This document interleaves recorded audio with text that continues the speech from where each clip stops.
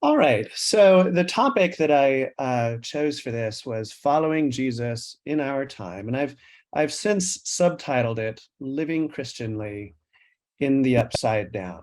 And I want to start with this work of art. Hopefully, your screen is large enough that you can get a good view of this.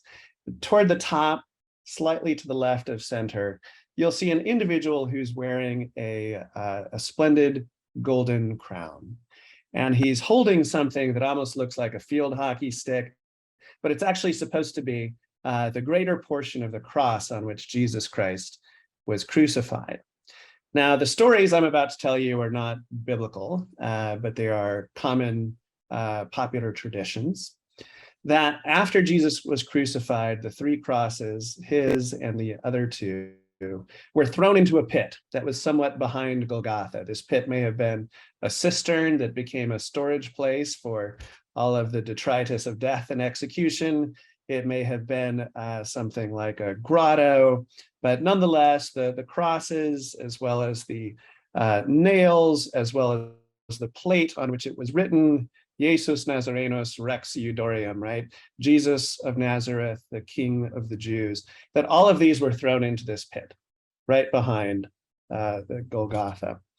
And there it lay through several Jewish revolts that were crushed by the Romans, and kind of the reinvention, the paving over and reinvention of Jerusalem in the time of the Emperor Hadrian, who placed a shrine to the goddess Venus over this place where Christians came to remember the crucifixion and resurrection of Jesus Christ. That even in that time, this was said to be the place.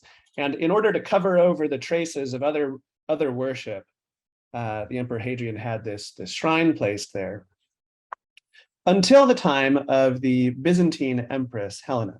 And this is in the 300s, about 326, that Empress Helena, the mother of the Emperor Constantine, who commences the Byzantine Empire, moves the Roman capital from Rome to Constantinople, and has his conversion and puts all of the resources of the empire behind the growth of the church. Well, his mother goes to Jerusalem, and she's looking she also goes to Nazareth and to Bethlehem, and is looking for sites related to the story of Jesus. And so she comes to this place. She's told that this is the place, and she decides that they're going to build a church there. And that church becomes the Church of the Holy Sepulchre, which, if any of you have been to Jerusalem, you probably have had a chance to visit the Church of the Holy Sepulchre. And then as they are digging, and they think that the place there's a chapel. You can go down some stairs, go down some more stairs, and there's something called the Chapel of the Finding of the True Cross, or Finding of the Cross. And it looks like a cistern, it looks like a cave. And this is said to be where the true cross was discovered by the Empress Helena around 326. Now, a portion of that cross was sent off to Constantinople, but the greater portion was kept there in Jerusalem, and it stayed there for several hundred years until we're about to get to this story that's depicted in front of us, but I'm giving you some of the background, until the Sassanid Persian Emperor Khosrau II ransacked the city of Jerusalem and took the true cross with him back into Persia.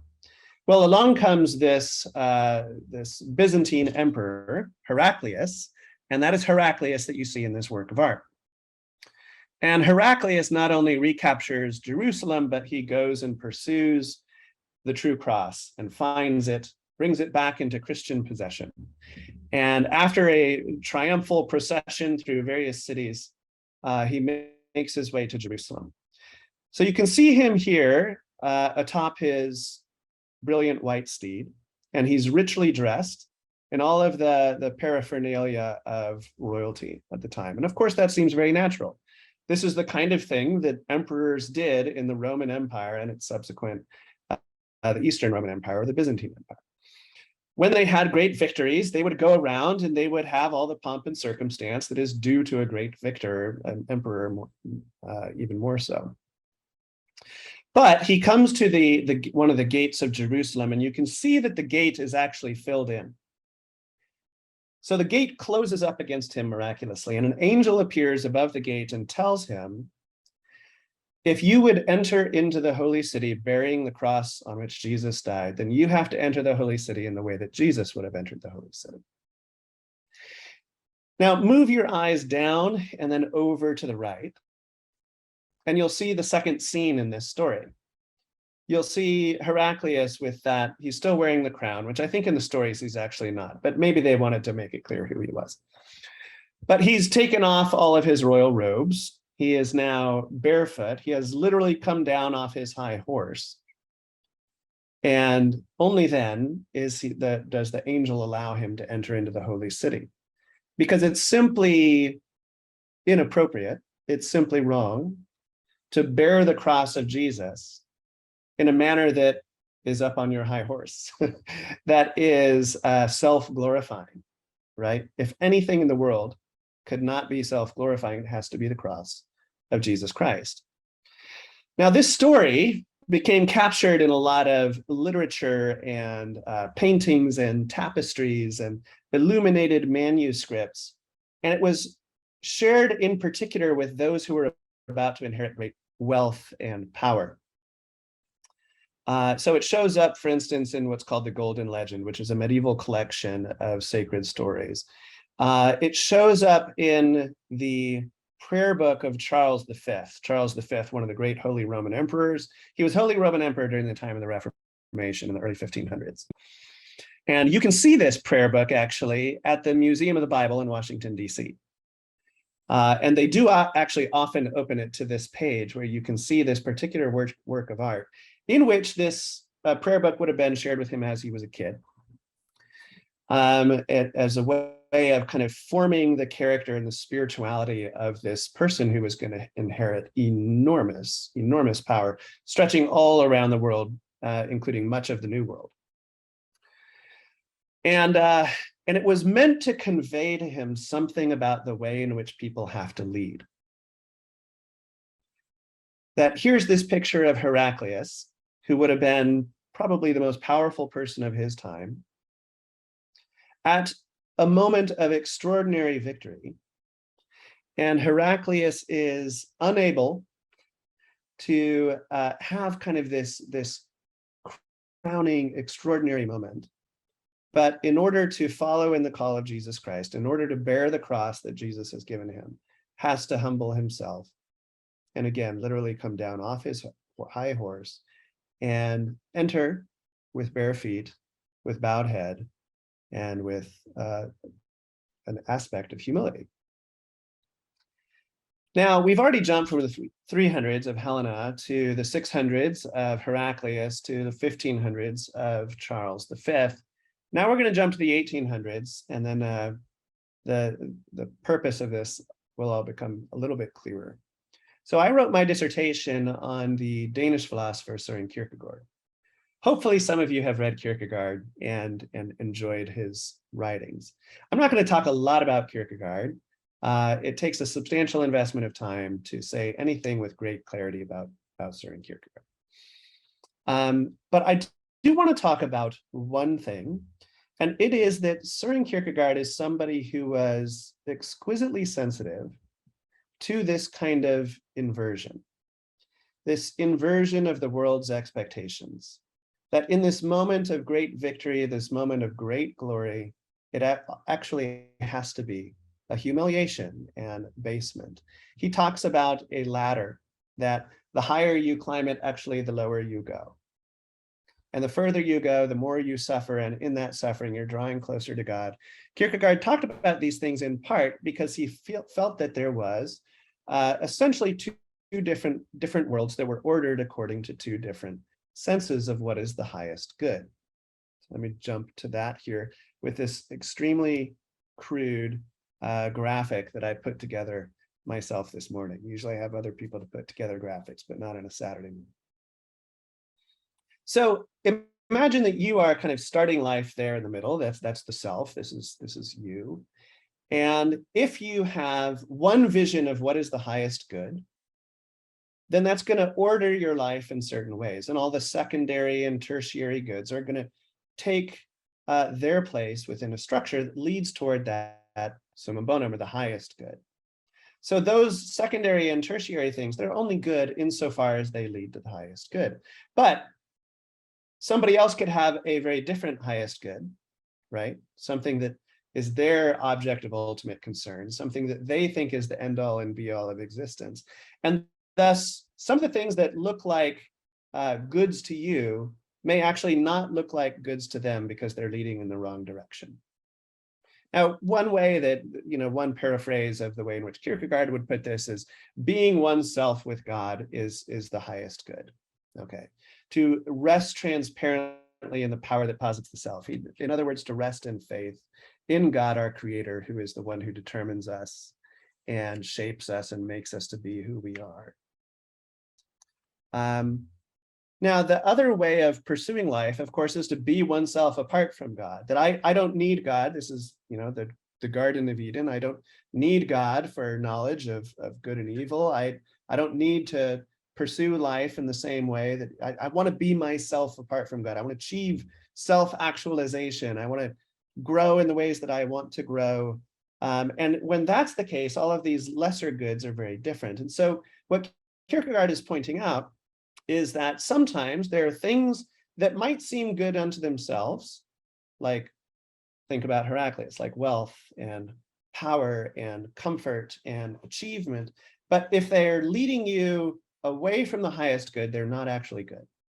Now, they don't necessarily do that, but they might have a tendency to do so. Now, there are a lot of other things that unto themselves, the world might regard as evil, suffering, hardship, experiences of fear or spiritual darkness or separation from God. But if those things actually lead toward the highest good, then those things are actually good, not necessarily good in themselves, but instrumentally good, good insofar as they lead toward the highest good.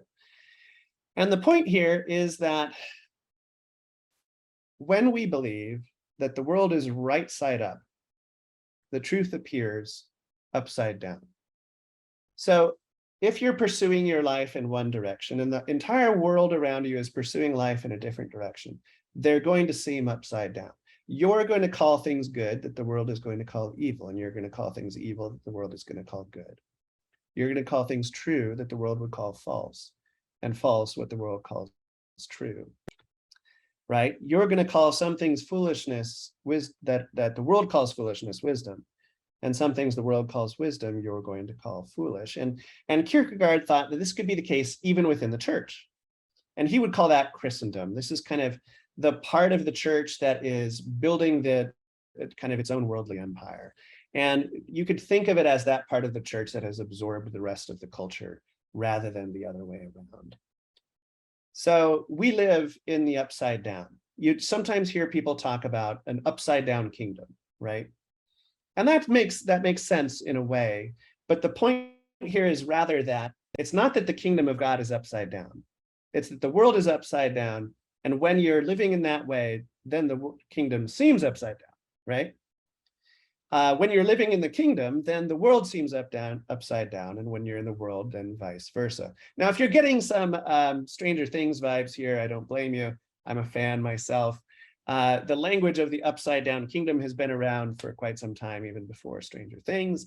But the point here is not that, okay, we're like Mike and his friends and we're living in the regular world and we can go into this upside down space through, portals and gates and things like that. No, it's that the world, this broken world, this world inhabited by sin, it is the upside down. And the kingdom is the right side up. Now, for Kierkegaard, this is the role that something like paradox played. A paradox he would think of as an apparent contradiction that reveals a deeper truth. Or he looks at Socrates, and there's a term called aporia that refers to a moment in the conversation and the discussion where you reach a kind of paradox, almost like a Zen koan, something that gets you out of the enculturated ordinary ways of thinking and causes you to realize that some of those things don't make sense.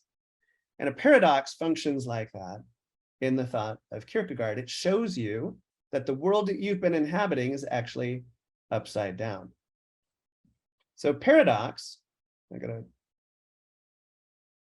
paradox shows us the truth that is right side up and helps us to realize that the world is upside down. So what kind of paradoxes is he talking about? Well, take Matthew 5, right?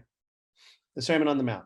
Blessed are the poor in spirit. Blessed are those who mourn. Blessed are the meek. Blessed are the persecuted.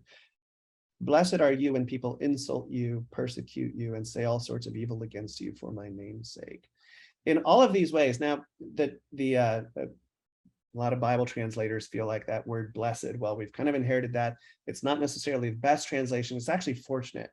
You are better off. It is good for you to be poor in spirit or poor, right? The verse in the other gospel, I think Luke, just says poor. Maybe it was Mark. Those who mourn, it is fortunate. It is fortunate to be meek, fortunate to be persecuted, fortunate when people insult you. It's inverting worldly expectations, right? Taking all these things that the world says are unfortunate, that are unblessed, and instead spinning it around and saying, actually, when you need to die to yourself in order to become who God truly made you to be, these things can be good things.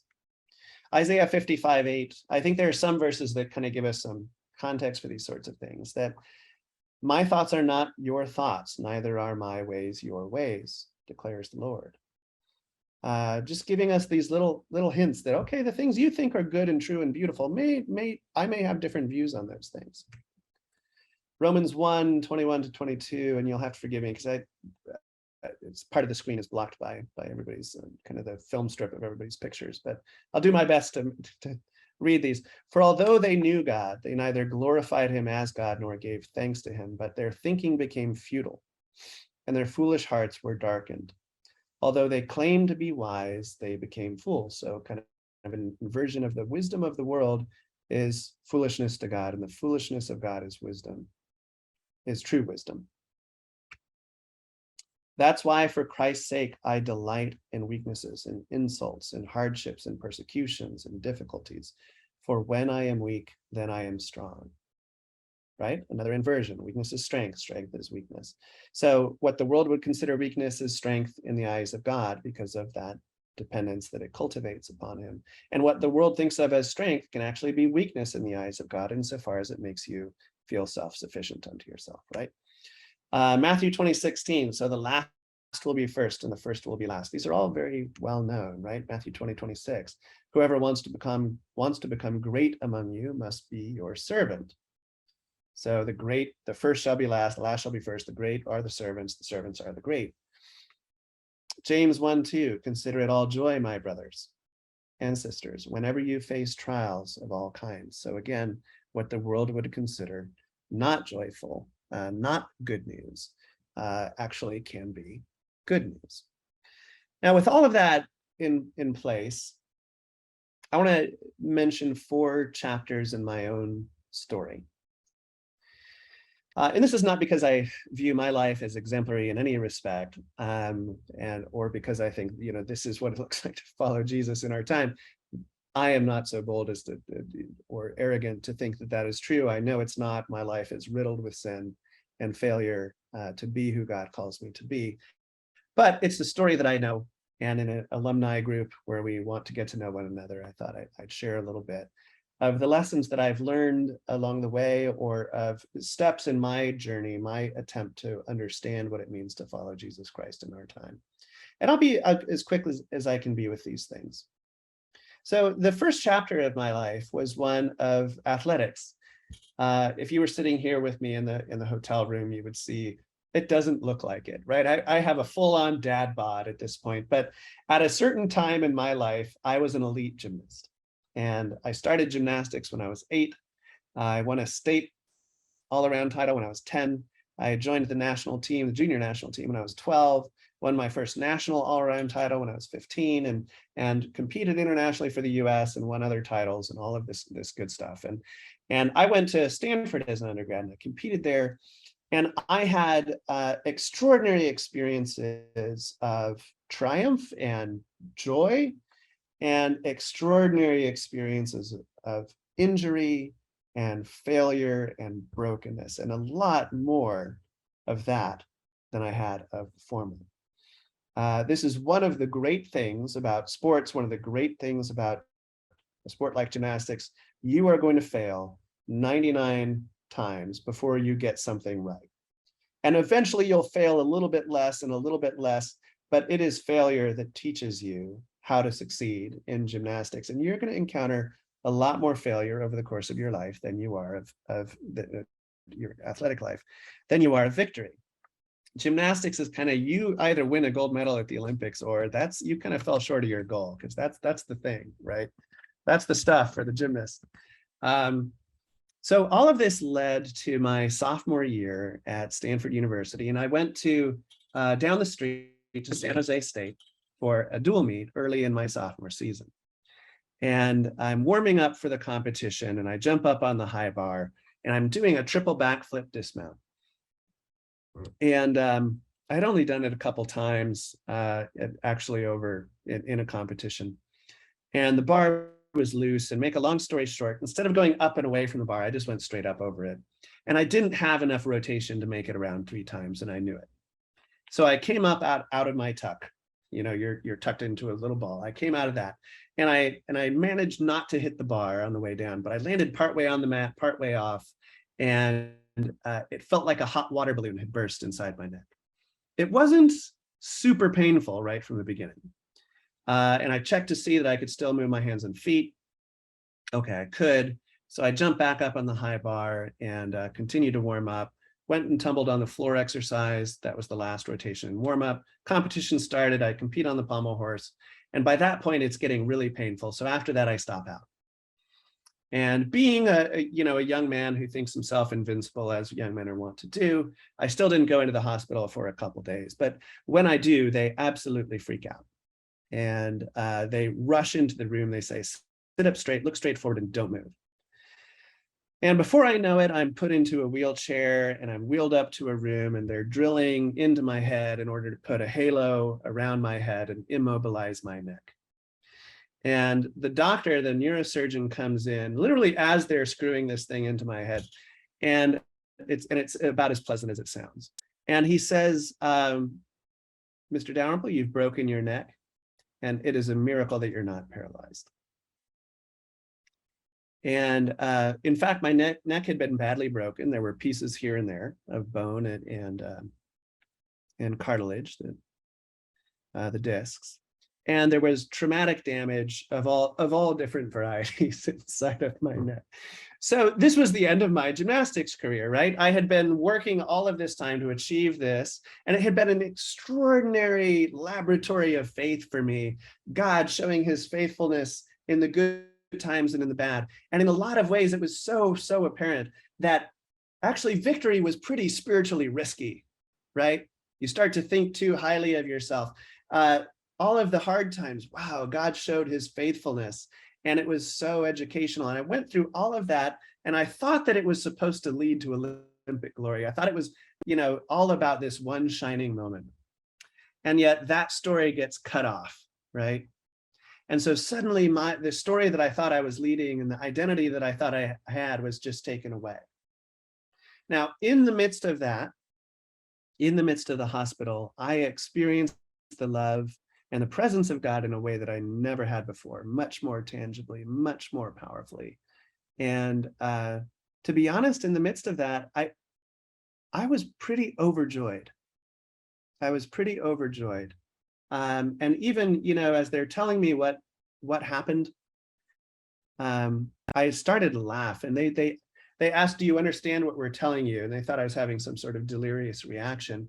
And what I was really experiencing in that moment was the freedom and the joy that comes from knowing that if in a moment like this, when everything is being stripped away, if even then I have the presence and the love of God, then I have the one thing needful, and I really have nothing to fear. And God showed his faithfulness through that entire experience. And eventually I learned that I was going to have chronic pain, and God showed his faithfulness in the midst of all of that as well. And it makes me think of this verse, Matthew 10:39.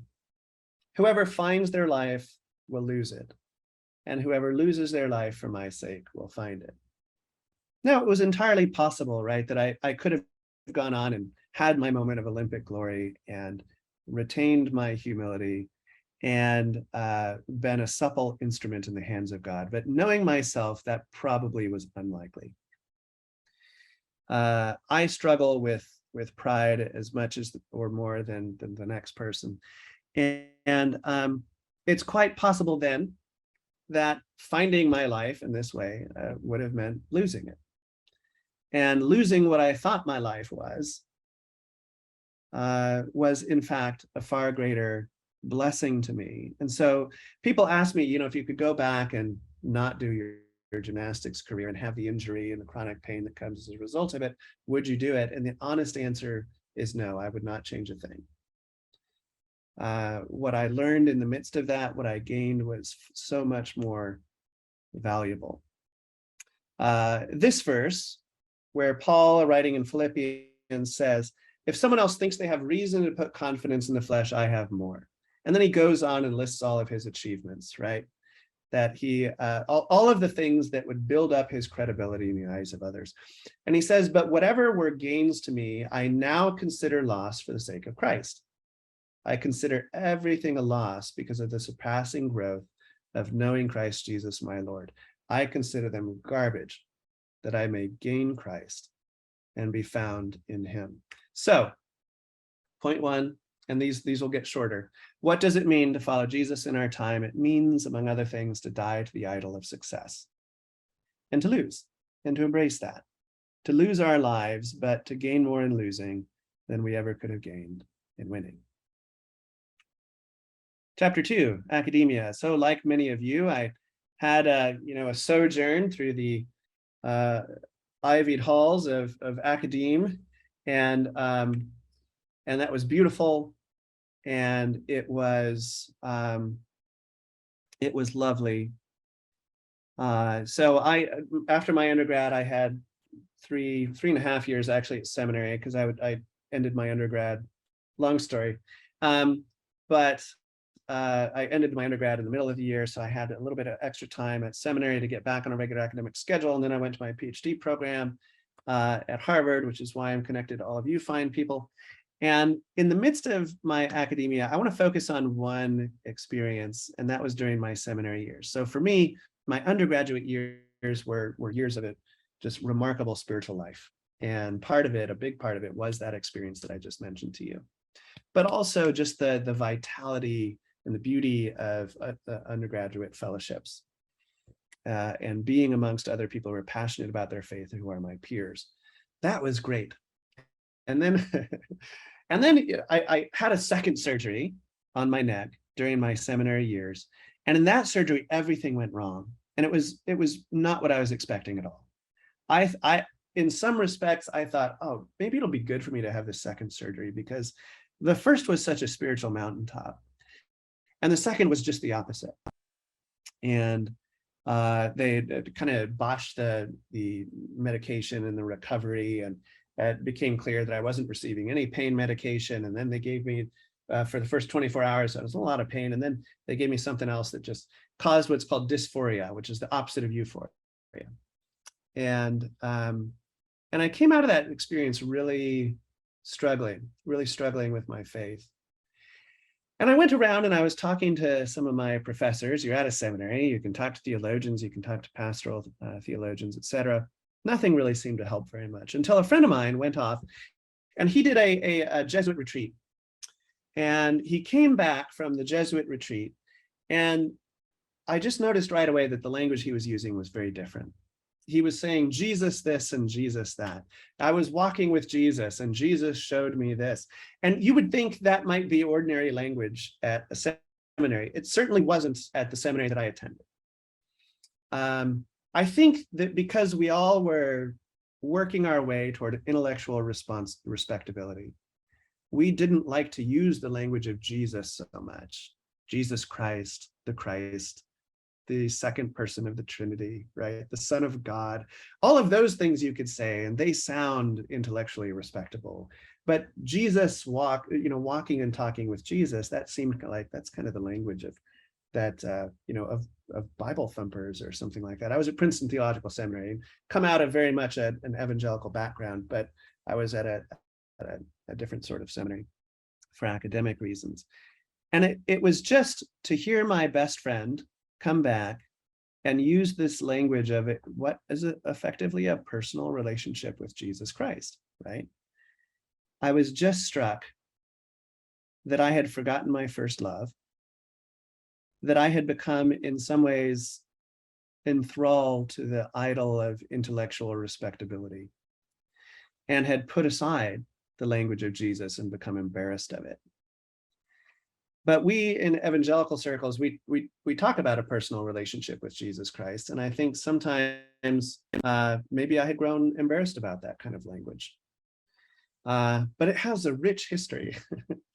It has a rich history. I mean, God made himself a person so that we could have a personal relationship with him. And you go through all of the monastic and mystical literature, and it's talking about a deeply personal relationship. And so now, partly in order to mortify the pride of the flesh, I use the language of Jesus just as often as I can. 1 Corinthians 1, and I can't see the rest of it, but you can. But God chose the foolish things of the world to shame the wise. I had come to think that some of this language, well, it's not as intellectually sophisticated. Let's leave that behind. As we gather degrees and read a lot of books, let's leave that behind. But no, God has chosen the foolish things, the things that the world thinks are foolish, to shame the people that the world thinks are wise. So this is a good reminder for me that what does it mean to follow Jesus in our time? It means, number two, to die to the idol of intellect and admiration, to pursue the foolishness of Jesus that has overcome the world. With that, we get to the third chapter. There are only two more, media. So after I wrapped up, or really as I was wrapping up my dissertation and my doctoral degree, I became a part of launching a religion website called Patheos.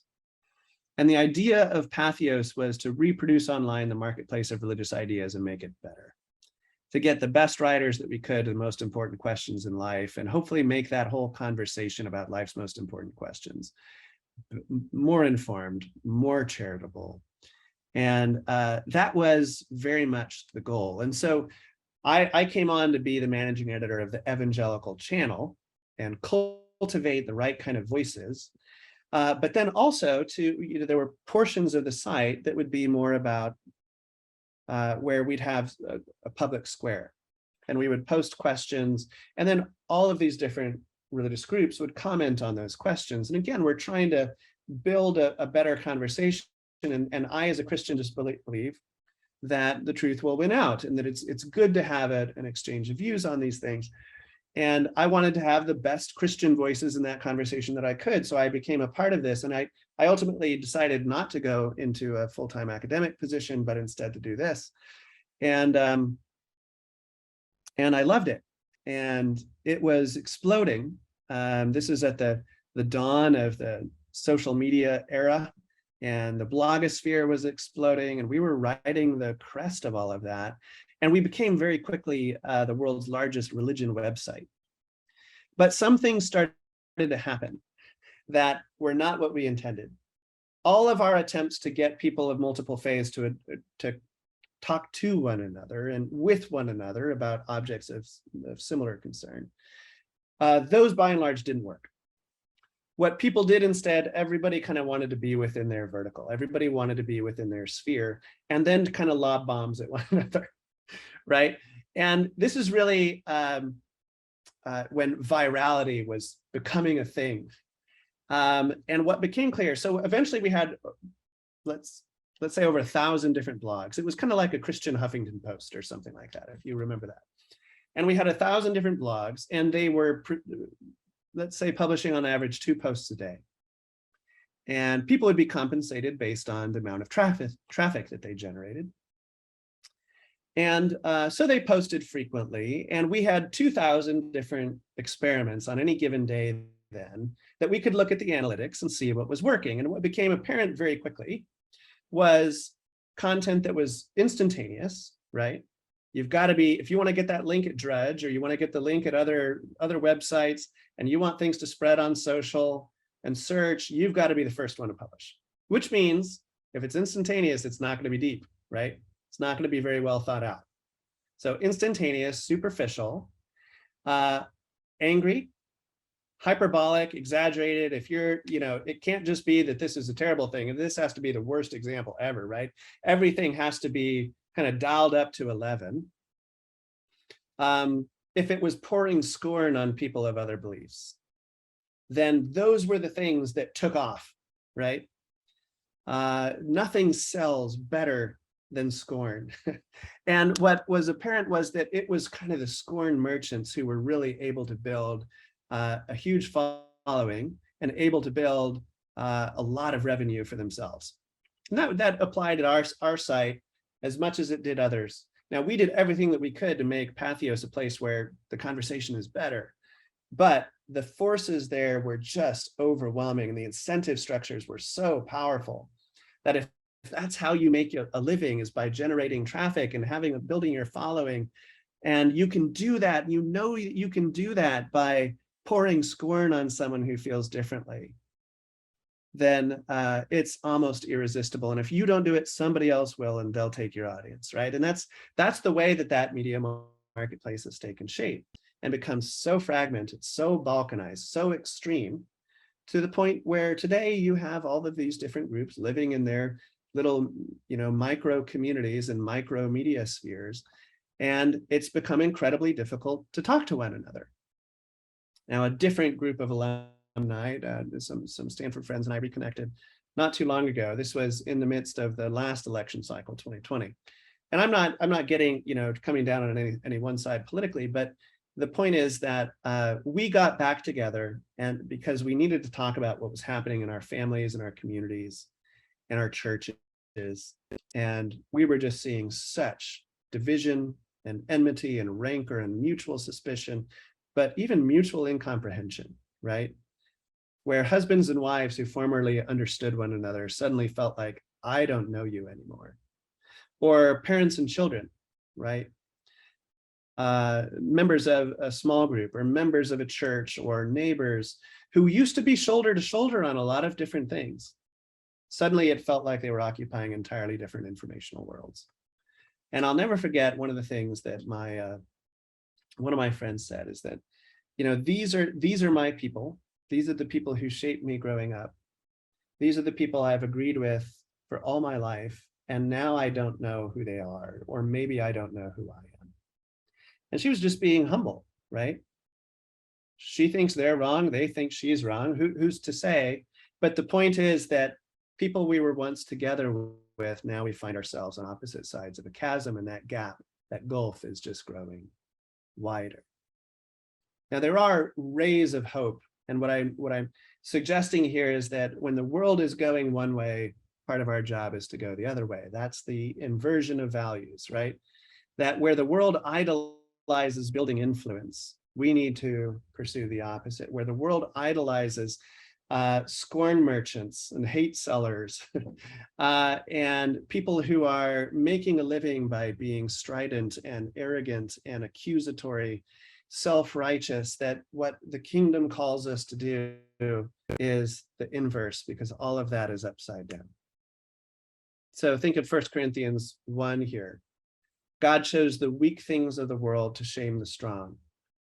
God chose the lowly things of this world and the despised things and the things that are not, to nullify the things that are, so that no one may boast before him. And the only example that one example that I could give of this, and it's just, I don't want it to sound self-congratulatory. Of all the things that I published, it was just one thing. But I don't know how many of you remember the Harold Camping end time prophecies. So Harold Camping led a small religious group that, and he taught that there were multiple dates when he predicted the end of times. But the most recent time was May 21st of 2011. And a lot of people believed him, and a lot of people went out and sold their homes in order to buy billboards along the roads to tell people to repent before this date. And then, of course, it didn't happen. We're still here. The world did not end.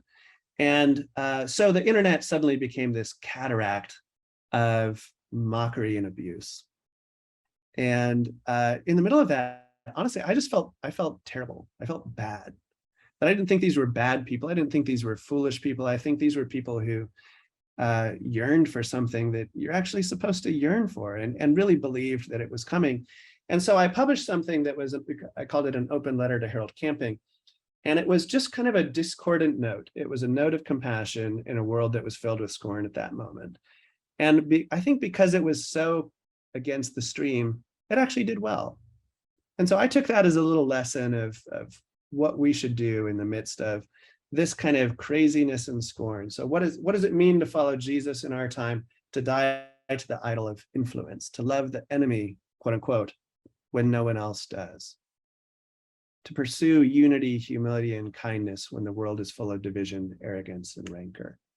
And then lastly, the story of coming to Christianity today. I'll make this very brief. I'm happy to tell the story. I've told it in other contexts at greater length, but after Patheos, Patheos did fine. I left Patheos and I started my own business, a creative agency, ran that for 6 years, loved it, right? It seemed like my life was going up and to the right, and the business was growing, and the team was growing, the revenue was growing. I loved the team, loved the clients, loved the projects.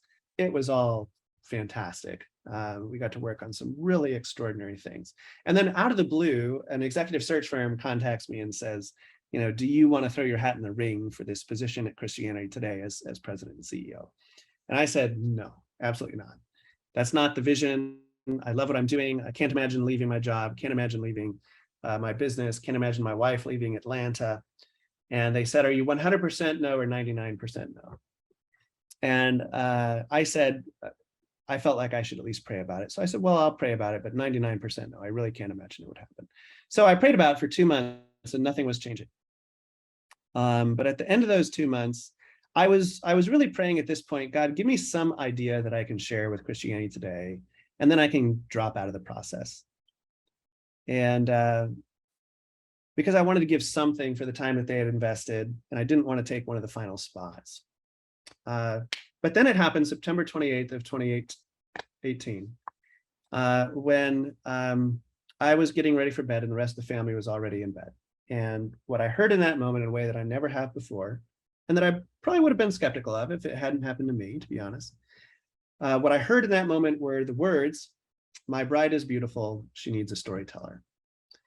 And it came with this deep sense of the passion and profanity of God's love for the church, and a brokenheartedness over the tattered witness of the church, some by her own doing, some not, right? The world is not eager to tell the good stories of the church. It loves to jump in to tell the stories of hypocrisy and moral failure and et cetera. But but when there are, which there are, for every one of those, there are 100 men and women all around the world, every corner of the planet, every day of the year, who are following the call of Christ in ways that are beautiful and redemptive and Christ-like and unimpeachably good. The world doesn't so much love to tell those stories. The other reason this fell on my shoulders like a weight of bricks was that this felt like a call, not just, hey, here's an idea for you to share. So I spent the rest of my night typing into my phone ideas for what it might look like to be for Christianity Today to be a storyteller of the global church. What could I do with my business, et cetera? The next morning I wake up, I'm dreading telling my wife, because there's no way she's going to want to move to Chicago. The whole reason we left Boston was she didn't like the weather. And so it's a Saturday morning. I'm thinking about how can I arrange some babysitting, take her out to lunch. And we hadn't talked about it for 2 months, ever since I got that original call, and we kind of laughed it off and said, no, we wouldn't do that. But before I could say anything to her, totally unprompted by me, she turns to me first and says, I've been praying about it, and I think you should pursue the CT job. And if God calls us to go, then we need to be willing to go. And that was kind of the beginning of my journey with Christianity Today, which led me to leave, frankly, something that was more prosperous for me and my family, and something that I felt like was, leading in all of these interesting directions for success in the eyes of the world. And then, of course, I come to Christianity Today, and we get caught up in all of the turmoil of the political moment, and then the pandemic hits, and then racial tensions in the summer of 2020, and the pandemic comes back in wave 2, and then another surge, right? And they keep coming back, and we have all of these stories also of moral failure within the church. And what a very, very difficult time it has been for a lot of us in the church, and certainly for those of us Christianity Today who love the church very much and want to serve it well. So to wrap that up, that has been sort of a kenotic journey.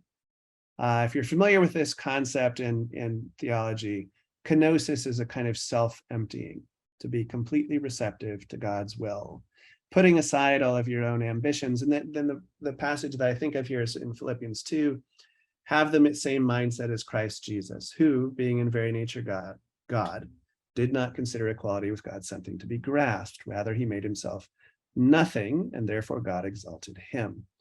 So fourth, what does it mean to follow Jesus in our time? It means to die to the idol of power, to pursue integrity over influence, faithfulness over fame, to belong to no tribe of the world, but to follow the call of Christ, even when it makes no earthly sense. So I'll just wrap up by looking at this once again.